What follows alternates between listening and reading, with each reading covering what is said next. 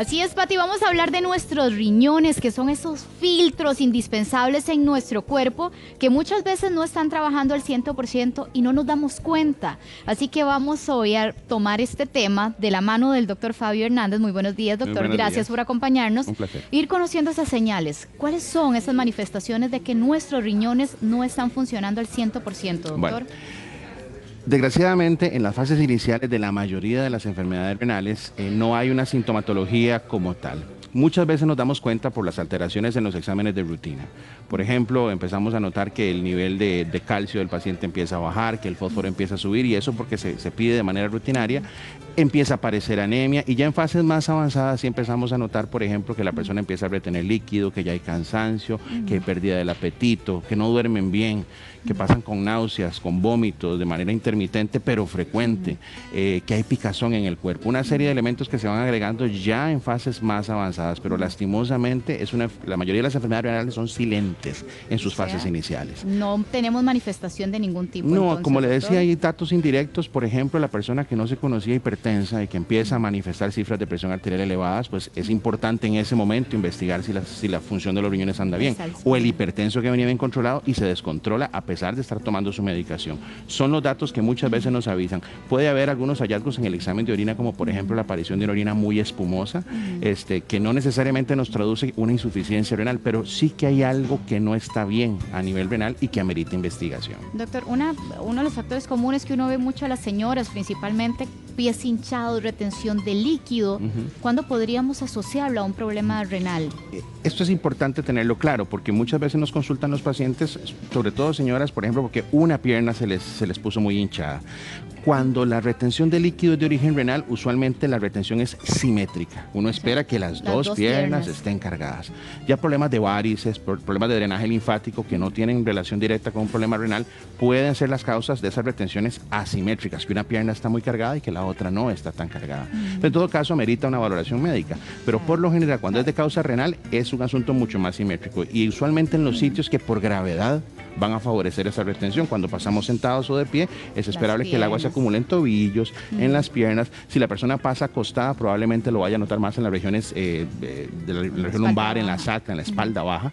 Y no es infrecuente, por ejemplo, que los pacientes nos lleguen consultando cuando tienen problemas renales porque pasaron durmiendo toda la noche de medio lado y al levantarse incluso notan que la cara del lado en que apoyaron está un poquitito más hinchada que su contraparte.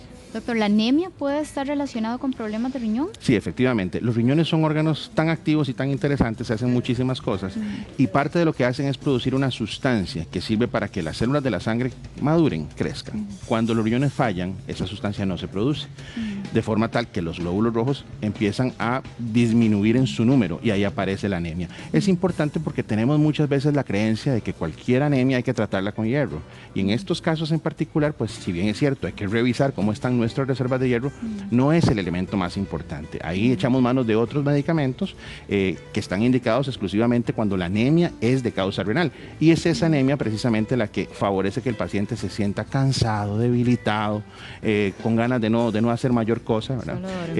Y es muchas veces lo que nos permite llegar al problema, porque nos consultan por un cuadro de anemia que no está clara su causa. Empezamos a investigar, sorpresa, problema renal.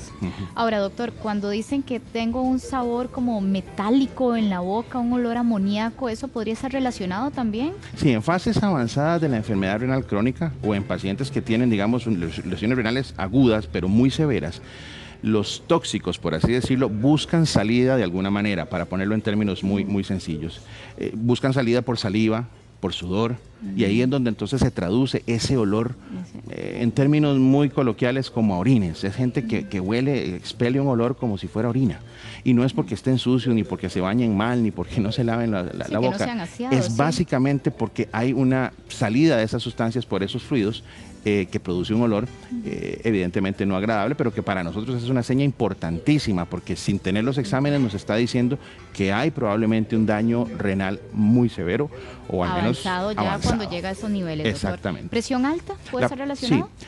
Los riñones se encargan, bueno, no solo de filtrar la sangre y limpiar de toxinas, tienen que ver mucho con el control del sodio, y en la medida en que tengamos mucho sodio, eso genera presión alta. Los riñones producen hormonas encargadas de apretar, por así decirlo, las arterias, los vasos sanguíneos. Cuando los riñones están enfermos, todos estos mecanismos de regulación se distorsionan, de forma tal que no es raro encontrar esos niveles de hormona elevados y las presiones muy altas, los pacientes hinchados, y esa retención de líquido también genera hipertensión. Entonces, definitivamente es un dato muy importante, la hipertensión, como un marcador de daño renal.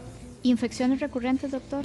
Las infecciones recurrentes pueden ser causa, efectivamente, de enfermedad renal crónica. Hay de diversos tipos. Vamos a ver, las infecciones bajas, que afectan sobre todo vejiga para adelante, por lo general no van a tener repercusiones a nivel renal. Pero si esas infecciones no se tratan o si ascienden hacia los riñones, ahí es donde empiezan los problemas. Casi siempre las infecciones renales son infecciones bastante floridas. El paciente llega con fiebre alta, escalofríos, postración, vómitos.